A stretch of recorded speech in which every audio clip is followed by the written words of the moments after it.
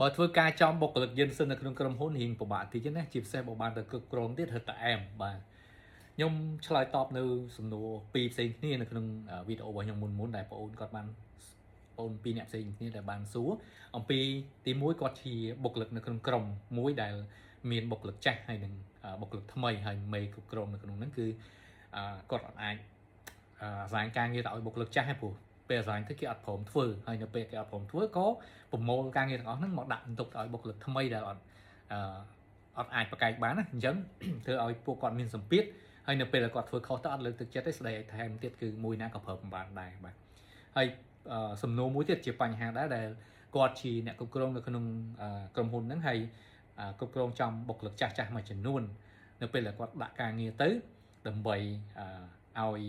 មានការអាប់ដេតទៅលើគុណភាពការងារអញ្ចឹងបុគ្គលិកចាស់អត់ពេញចិត្តហើយក៏មានដល់ថ្នាក់ដាក់វាលាឈប់អញ្ចឹងណាហើយតកែគាត់ទៅខាត់បុគ្គលិកចាស់ហ្នឹងដោយសារតែពួកគាត់ជាបុគ្គលិកចាស់ជំនាញនៅហ្នឹងអញ្ចឹងនៅពេលដែលគាត់ឈប់អាចនឹងប៉ះពាល់ដល់ផលិតកម្មការងារដែរអញ្ចឹងក៏ត្រូវបានលូកដៃពីតកែអញ្ចឹងគាត់សួរថាតើត្រូវធ្វើម៉េចត្រូវដោះស្រាយយ៉ាងម៉េចបាទអញ្ចឹងខ្ញុំនិយាយពីបុគ្គលិកយិនសិនហ្នឹងគឺលក្ខណៈពិសេសរបស់បុគ្គលិកយិនសិនបាទទី1គឺគាត់ធ្វើការងារនៅក្នុងក្រុមហ៊ុននឹងយូរឆ្នាំហើយទី2តំណែងគាត់នៅថេនៅនឹងអត់មានសូវប្រែប្រួលហ្មងទេបាទហើយទី3គាត់ negative បាទអត់សូវ open ទេបាទដោយគាត់គិតថាគាត់ស្ដាច់ក្រាញ់ហ្នឹងខ្ញុំធ្លាប់និយាយពាក្យបុគ្គលិកស្ដាច់ក្រាញ់គឺបុគ្គលិកយិនសិននឹងឯងបាទហើយភាគច្រើនពួកគាត់អត់សូវ open ទេ negative ខ្លាំងមែនទែនបាទអញ្ចឹងបើមិនជាយើងគ្រប់គ្រងចំបុគ្គលិកប្រភេទហ្នឹងគឺពិបាក control ប្រវត្តិជាតិចដោយសារអីដោយសារតែគាត់ភាគច្រើនគាត់កាន់ការងាររៀងសំខាន់នៅក្នុងនឹងដោយជាវាប៉ះពាល់ទៅដល់ productivity របស់ក្រុមហ៊ុនដែរបើមិនជាយើងចង់ប៉ះពាល់តើយើងរកវិធីទប់ស្កាត់ឲ្យហើយបាទចែកចម្លែកអធិពលគាត់ចេញឲ្យហើយទើបអាចរុះរើគាត់ចេញបានបាទអាហ្នឹងជា technique ណាបាទសម្រាប់បងអូនដែលជាអ្នកគ្រប់គ្រងខ្ញុំចង់លើកកន្លែងហ្នឹងតិចទី1នៅពេលដែលគេឲ្យយើងគ្រប់គ្រងនៅកន្លែងហ្នឹងគឺបងអូនអត់បាន define ច្បាស់ថាតើអីដែលជាជាសិទ្ធិអំណាចរបស់យើងឧទាហរណ៍ថាគាត់ឲ្យយើងទៅគ្រប់គ្រងជុំនៅក្នុងក្រុមហ្នឹងត្រូវ define ឲ្យច្បាស់ថាយើងមានសិទ្ធិអំណាចគ្រប់គ្រាន់ក្នុងការដាក់ goal ដាក់ KPI ទៅឲ្យបុគ្គលិកហើយជាអ្នកវាយតម្លៃបាទហើយនឹង report មកឲ្យកាន់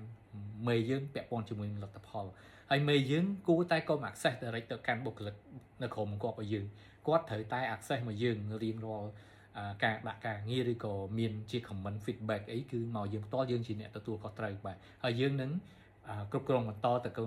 កូនក្រុមរបស់យើងបាទសូមស្នើសុំកុំឲ្យគាត់ access direct មកពុកពេលដែលគាត់ access direct មកគឺយើងបាត់បង់សិទ្ធិអំណាចហើយបាទមានន័យថាបុគ្គលិកយើងទៅធ្វើការងារមួយមេយើងផ្ទាល់ចាំបាច់មានយើងអីបាទចាំបាច់ report មកយើងអីហើយយើងដាក់ការងារទៅភាគច្រើនគាត់ reject ទៀតដោយសារគាត់យល់ថាជាប់ធ្វើការងារឲ្យមេធំបាទហ្នឹងហើយចាហ្នឹងគឺជាបញ្ហាបាទត្រូវ define ឲ្យច្បាស់បើគាត់អត់អាចធ្វើកន្លែងហ្នឹងបានទេបាទអញ្ចឹងយើងនៅបន្តធ្វើហ្នឹងយើងគ្រាន់តែជាតំណាងទេមានយើងក៏បានអត់យើងក៏បានបាទបើមិនជាករណីអញ្ចឹងអាច suggest យកបុគ្គលិកយិនសិនហ្នឹងឲ្យទៅក្រុមការគ្រប់គ្រងផ្ទាល់របស់មេយើងហ្មងទៅបាទទុកតែបុគ្គលិកណាដែលយើងអាចគ្រប់គ្រងបានវិញបាទស្នើសុំអញ្ចឹងវិញ suggest ទៅអញ្ចឹងវិញជាមួយគាត់ណាបាទព្រោះអីបុគ្គលិកយិនសិនគឺគាត់ធ្វើការងារចង់តែធ្វើមួយមេធំផ្ទាល់ទេ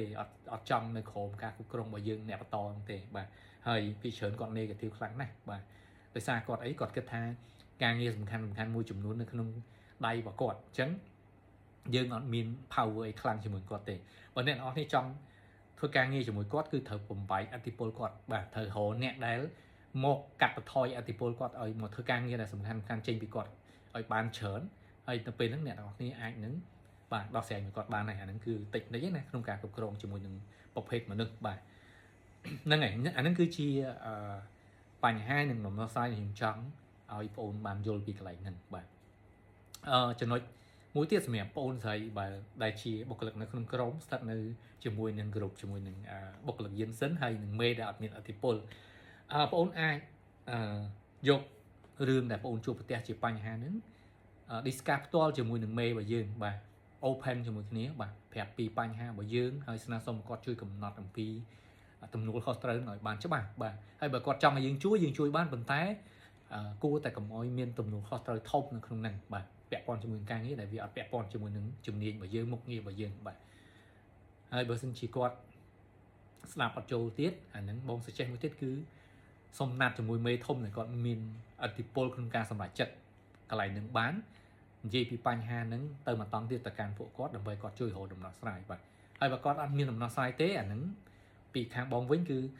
អូនអាចសម្លឹងមើលថាតើបងអាចធ្វើការនៅក្រោមសម្ពាធបែបហ្នឹងបានអត់ដើម្បីរៀនសូត្រពីបទពិសោធន៍ដែលសំខាន់ពាក់ព័ន្ធជំនាញដែលគាត់បោះឲ្យយើងធ្វើហ្នឹងណាព្រោះពេលខ្លះជំនាញខ្លះវាអត់ពាក់ព័ន្ធយើងតែវាសំខាន់បើសិនជាបងចេះទៅក៏ងាយស្រួលក្នុងការរកការងារក្រៅបានដែរតែបើសិនជាបងអត់អាចទទួលរងសម្ពាធនឹងបានអានឹង suggestion បងមានតែរកការងារថ្មីដែលវាល្អជាងហ្នឹងព្រោះការរើសក្រុមហ៊ុនវាអាចជួបក្រុមហ៊ុនដែលល្អក្រុមហ៊ុនមិនល្អអញ្ចឹងអាហ្នឹងវាត្រូវតែជួបហើយអញ្ចឹងបងអាចគិតមើលថាតើចង់សាកវិធីណាមួយវិញបាទអញ្ចឹងសម្រាប់ខ្ញុំមានមតិយោបល់ប៉ុណ្ណឹងហើយសម្រាប់បងប្អូនដទៃទៀតយល់យ៉ាងម៉េចដែរបើសិនជាមានបទពិសោធន៍ធ្វើការចំប៉ះបុគ្គលិកយិនសិនដូចអ្វីដែលខ្ញុំលើកឡើងហ្នឹងហើយជួយចូលរួមបញ្ចេញយោបល់ទាំងអស់គ្នាមកបាទដើម្បីឲ្យដំណោះស្រាយទៅកាន់អ្នកដែលគាត់កំពុងតែជួបបញ្ហាហ្នឹងហើយសម្រាប់បងប្អូនផ្សេងទៀតឬក៏បងផ្សេងទៀតដែលយល់ថាអ្វីដែលខ្ញុំចែករំលែកនេះមានអត្ថប្រយោជន៍សូមជួយចែករំលែកបន្តផងបាទអរគុណច្រើន